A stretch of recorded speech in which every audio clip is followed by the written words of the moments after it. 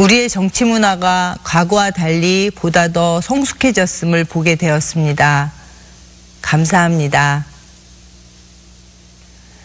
제 큰아들이 올해 25살인데 이번 민주당 경선에 학교를 휴학하고 아버지를 도왔습니다.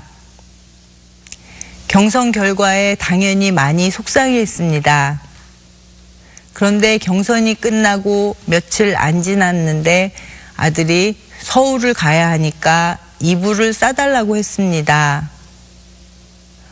어딜 가냐고 물으니 문재인 후보 선거운동을 하겠다고 했습니다. 왜 하고 싶냐고 물어보니 아버지가 이번 대선은 무조건 민주당이 이겨야 한다고 하셨다면서 자기도 그렇게 생각한다고 했습니다. 그렇게 서울로 올라가서는 가끔씩 사진을 보내오는데 문재인 후보 유세단에서 율동도 하고 연설도 한다고 합니다. 그 이후로 전국을 누비면서 유세하는 모습을 자주 저에게 보내주면서 자기가 아주 인기가 많다고 자랑을 하기도 합니다. 민주당으로의 정권 교체가 중요하다는 것을 저 아이도 알고 있었습니다. 아직 어리다고 생각했는데 어리지 않구나 하고 생각했습니다. 20년 전 저는 교사를 하다가 아이들 육아 때문에 교직을 접어야 했습니다. 남편은 늘 바빴고 시댁과 친정도 다 멀리 있어서 도움을 청하기 어려웠기 때문입니다. 그리고 저 역시 우리나라 많은 여성들이 겪고 있는 경력 단절이라는 불평등한 여성의 길을 걷게 되었습니다. 현직 교사로서 겪었던 교육 현장의 어려움과 두 아이 엄마로서의 겪었던 육아의 어려움들이 동기가 돼서 저는 아동 상담 치료에 관심을 갖고 공부하게 되었습니다. 그리고 저 나름대로 정서적 어려움을 겪고 있는 어린이들을 치료하러 다니기 시작했습니다. 그중에 아직도 기억에 남는 한 아이가 있습니다. 할머니와 단둘이 살던 그 당시 10살 초등학교 3학년 여자아이를 상담 치료하게 되었습니다. 그 아이는 10손가락 끝 모두 하얀 반창고를 감고 있었습니다. 그 아이의 할머니께서 그 사연을 말씀해 주셨습니다. 아이가 4살 때 엄마는 집을 나가버리고 일용직을 전전하며 혼자 아이를 키우던 아빠가 아이가 7살이 되던 해 그 아이를 전철역에 세워놓고서 너 여기 가만히 있어. 아빠 금방 올게 하고는 가버렸답니다. 아이는 아빠의 멀어지는 뒷모습을 보면서 버려졌던 것입니다. 그 아이는 파출소를 거쳐 보육원에 보내졌고 그렇게 2년을 보육원에서 지내다가 손녀를 찾아 헤매던 할머니를 만나 둘이 살게 되었다고 했습니다. 아이는 자기가 버려졌던 그 기억과 공포가 떠오를 때마다 자기 손톱을 물어뜯기를 반복했고 10손가락을 다 물어뜯어 피가 철철 나도 멈추질 않아서 결국 할머니께서 아이 10손가락 모두 반창고를 다 감아 놓았다는 것이었습니다. 할머니의 그 이야기는 참으로 슬펐습니다. 어린아이가 얼마나 무섭고 얼마나 화가 났으면 자기 자신을 벌 주는 걸로 그 고통과 분노에서 벗어나려고 했을까요? 그때 저는 우리 사회가 안고 있는 일자리 문제, 경제 문제, 복지 문제가 해결되지 않으면 결국 가장 힘없는 아이들에게 이 모든 고통과 불행이 몰려간다는 것을 새삼 확인하게 되었습니다. 모든 문제의 출발점은 결국 가정입니다.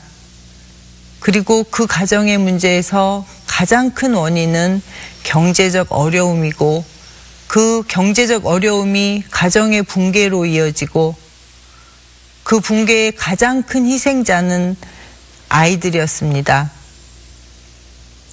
결국 우리는 가정을 지켜야 합니다. 그리고 그 길은 일자리를 지키는 일입니다. 일자리가 가정을 지키고 아이들을 지키는 길입니다.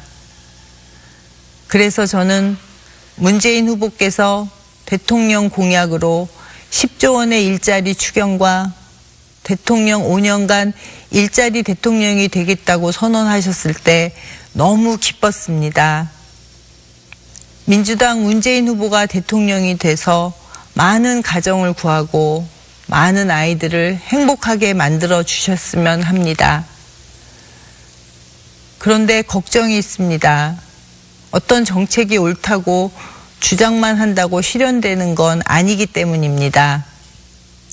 서로 다른 입장을 가진 사람들을 대화를 통해 설득하고 좁혀지지 않는 이견들은 결국 타협으로 이끌어야 하기 때문입니다. 그래서 통합의 리더십이 중요하다고 생각합니다. 사실 통합의 리더십은 안희정 지사가 제일 강조하는 부분입니다. 지난 경선에서 대화와 타협의 정치를 강조하면서 대연정까지 주장하는 바람에 수많은 논쟁의 중심이 되기도 했습니다만 남편 안희정 지사가 이런 생각과 태도를 갖게 된 데에는 나름의 이유와 역사가 있습니다. 노무현 대통령의 서거를 보면서 그 누구보다도 분노했던 안희정 지사는 대통령이 돌아가신 후 49제 기간 내내 봉화마을에서 돌아가신 노무현 대통령을 모셨습니다. 하지만 그는 49제를 지낸 후 저에게 이렇게 말했습니다. 분노를 뛰어넘겠다. 분노와 미움이 아닌 꿈과 희망으로 새로운 미래를 향해 국민을 단결시켜내는 길만이 노무현 대통령의 죽음이라는 슬픔을 이기는 길이라고 그는 다짐했던 것입니다. 그리고 충남도지사가 되었습니다. 그는 대화와 타협의 새로운 정치 문화로 도지사 재선에 성공하고 전국 최고의 공약 이행률, 전국 최고의 도정 지지율을 기록했습니다. 통합의 리더십이란 결국은 상대방에 대한 이해와 대화를 바탕으로 합니다. 100% 이기는 건 민주주의 정치일 수 없다는 걸 저는 깨닫게 되었습니다. 저는 국민의 삶을 실질적으로 개선시키기 위한 통합의 가치를 문재인 후보님이 잘 실천하실 거라고 믿습니다.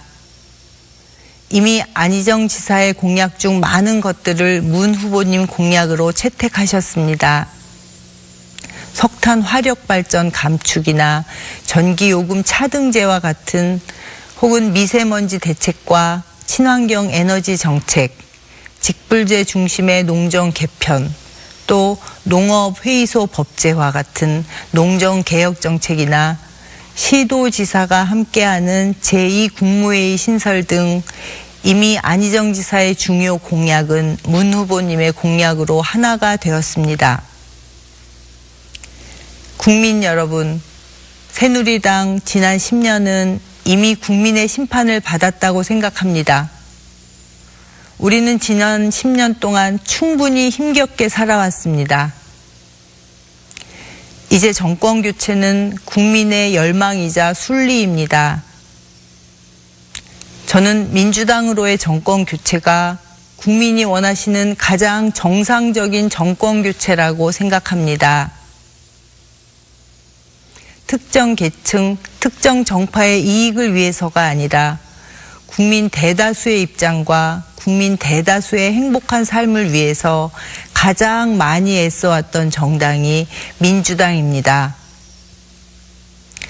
우리는 그 감격스러운 촛불 집회를 경험했고 그 촛불의 힘을 모아서 새로운 역사를 탄생시켰습니다.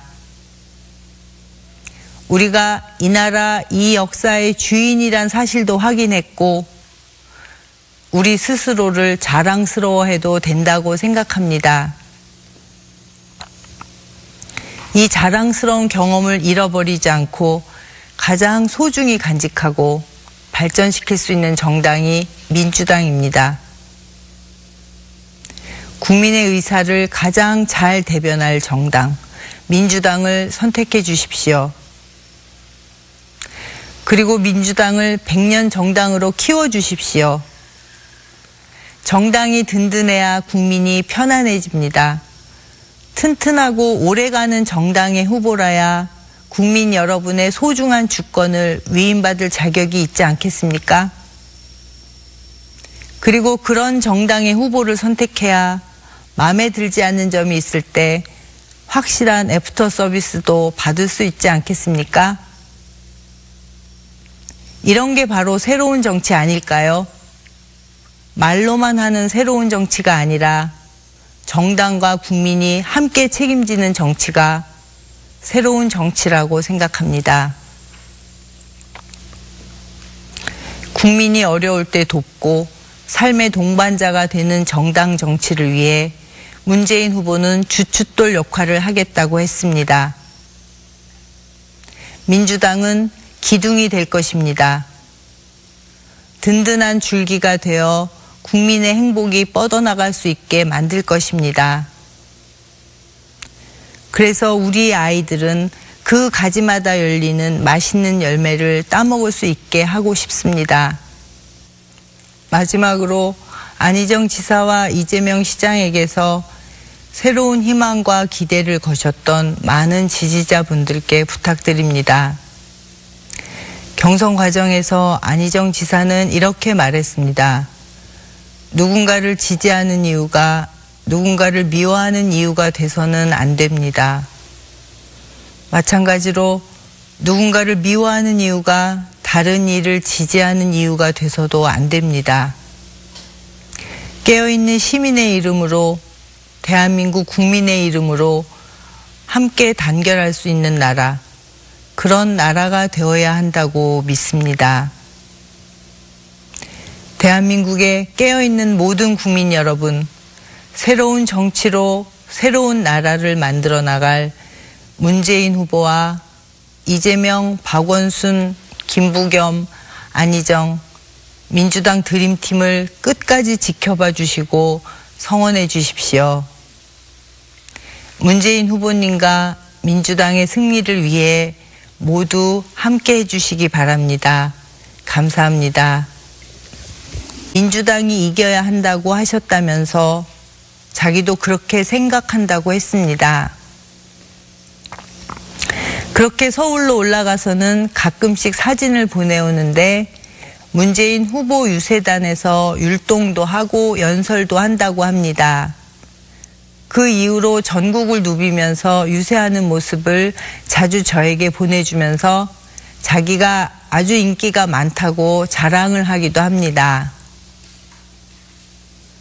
민주당으로의 정권교체가 중요하다는 것을 저 아이도 알고 있었습니다. 아직 어리다고 생각했는데 어리지 않구나 하고 생각했습니다. 20년 전 나름대로 정서적 어려움을 겪고 있는 어린이들을 치료하러 다니기 시작했습니다. 그 중에 아직도 기억에 남는 한 아이가 있습니다. 할머니와 단둘이 살던 그 당시 10살 초등학교 3학년 여자아이를 상담 치료하게 되었습니다. 그 아이는 10손가락 끝 모두 하얀 반창고를 감고 있었습니다.